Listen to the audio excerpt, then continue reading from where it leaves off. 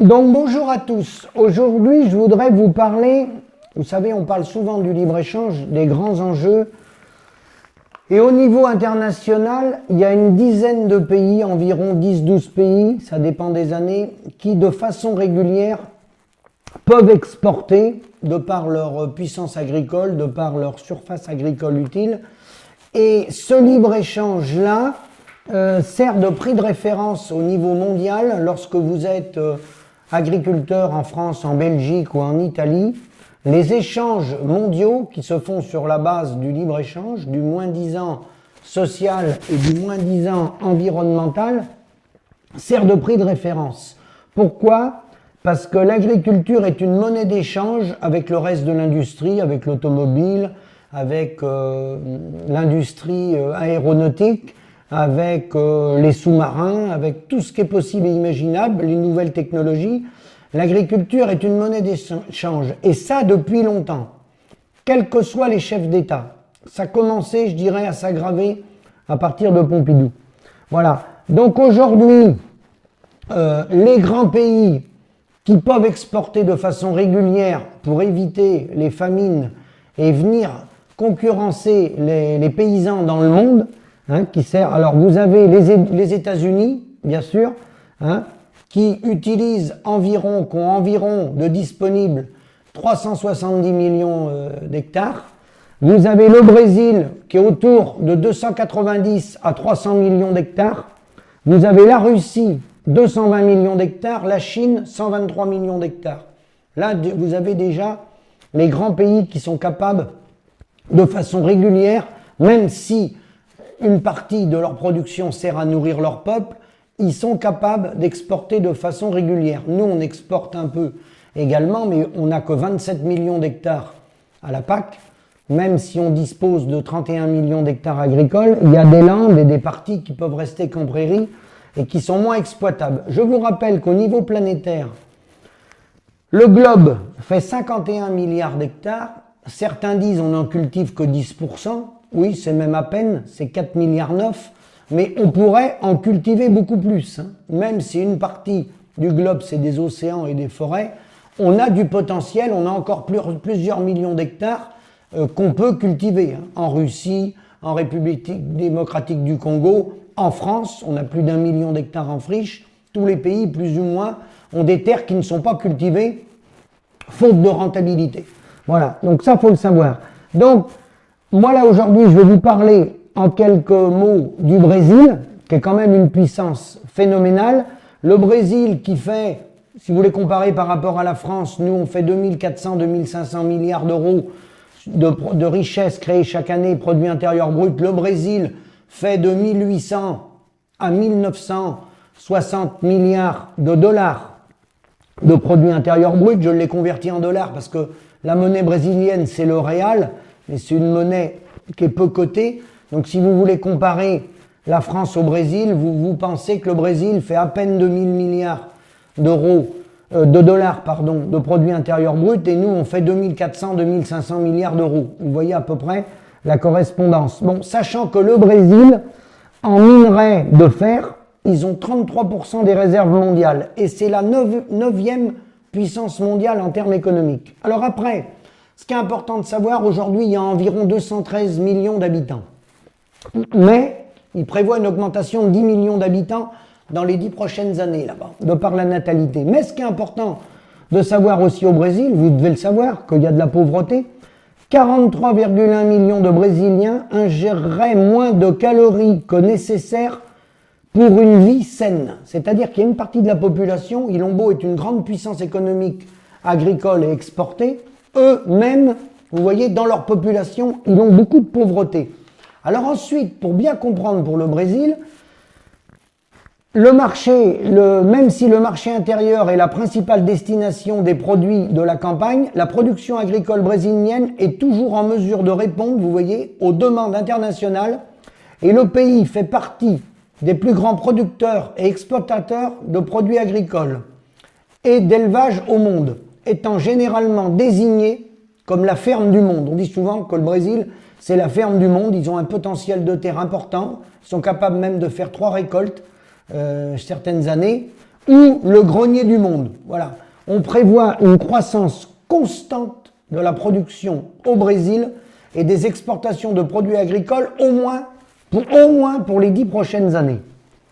Alors, suivant les chiffres de 2019, pour vous situer un peu ce que représente le Brésil au niveau mondial, je vais rester en termes agricoles, le pays est le premier exportateur au monde de soja, de viande de poulet, oui, les poulets, de café, de sucre, et il est le deuxième exportateur au monde de maïs, derrière les États-Unis, et de bœuf, derrière l'Australie.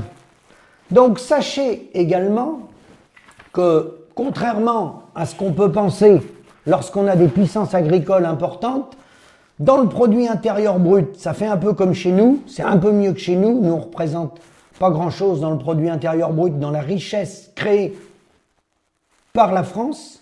Eux, dans le produit intérieur brut, l'agriculture représentait 4,8%, elle a légèrement augmenté, parce que, je vais vous dire pourquoi après, ils augmentent leur surface en déboisant la forêt amazonienne, hein, parce qu'il y a pratiquement 300 millions d'hectares, mais il y a 90 millions d'hectares encore disponibles, puisqu'ils sont en train de détruire la forêt amazonienne pour produire des sojas qu'ils envoient chez nous. Parce que je vous rappelle que le cheptel, les animaux en Europe sont nourris beaucoup par le soja du Brésil. Donc, ils abattent des forêts pour produire plus et ils envoient le soja chez nous pour nous permettre de faire une agriculture chez nous dite intensive. Donc, vous voyez sur le plan environnemental le déséquilibre que ça peut causer. Détruire la forêt amazonienne, exploiter les paysans brésiliens parce qu'eux, ils sont comme nous, envoyer le soja par bateau pour que nous, on ait des fermes intensives ou semi-intensives, faire tourner nos élevages, hors sol, laitiers et autres, et ne pas dégager de revenus. Vous voyez la cohérence du modèle économique. Donc dans le produit intérieur brut, l'impact de l'agriculture brésilienne sur leur produit intérieur brut, qui va frôler les 2000 milliards de dollars, il était de 4,8, il est de 5,1. Mais ce qui est important de voir, c'est que l'industrie là-bas au Brésil était dans les années de 2010, dans le produit intérieur brut, était de 27,4%. Vous vous rendez compte? Nous, on n'est plus qu'à 9. Hein. Ils sont descendus à 21,4. Le pétrole, le gaz, dans le produit intérieur brut en 2010, c'était 3,3%, c'est 2,8%. Les transports chez eux dans le produit intérieur brut, en 2010, c'était 15%, aujourd'hui c'est descendu à 11,8%. Et l'industrie de services, j'y viens, c'est un peu comme chez nous quelque part. Hein, c'était 67,8% en 2010, c'est 73,5% l'industrie de services. Vous voyez, les gens qui travaillent principalement dans les bureaux. Donc même ce qu'on surnomme comme la plus grande ferme du monde, le Brésil, puisqu'ils ont un potentiel énorme agricole, surtout de par le climat et des rendements qui sont capables de sortir, vous voyez, même avec en allant inonder les marchés dans le monde, le produit intérieur brut, il reste très faible en fait, hein, la part agricole. On développe dans nos économies modernes, avec le libre-échange, avec la théorie de Ricardo des coûts comparatifs, on réduit les travailleurs sur les territoires, que ce soit les paysans, que ce soit les ouvriers dans les usines, que ce soit les artisans sur les chantiers. On est dans des types de modèles économiques où on a peu de gens pour faire les travaux pénibles, peu de gens sur le terrain, mais beaucoup de gens pour les commander dans les bureaux. Vous voyez, c'est quand même ce qui ressort des économies en général. Alors, je ne vous dirais pas la même chose si je vous parlais de la Chine. Alors après, quels sont les facteurs qui pèsent sur l'économie brésilienne et sur l'agriculture brésilienne? Alors, la puissance de l'économie brésilienne, j'ai noté, il y a 4 paramètres incontournables pour le Brésil. Parce qu'on dit le Brésil va nous envahir, voilà, la viande viendra de là-bas, le poulet viendra de là-bas, nous on n'aura plus qu'à disparaître. Alors déjà, précisez bien que eux, les paysans, il y a plusieurs catégories de paysans. Il y a les grands propriétaires terriens qui abattent la forêt amazonienne, qui sont souvent en cogestion, en connivence avec les pouvoirs politiques, parce que là-bas, il y a pas mal de mafia. Ceux-là, c'est même plus des agriculteurs, hein, c'est des businessmen comme on peut en avoir un peu chez nous en France. Et puis après, vous avez tous les petits paysans qu'on chasse de leurs terres d'ailleurs. Les grands propriétaires terriens chassent les paysans de leurs terres. Il y en a même qui sont tués. Bon. Mais après, dans l'économie du Brésil, j'ai repéré, moi, à lire les études qui sont faites sur le Brésil, 4 paramètres qui me paraissent importants là-bas.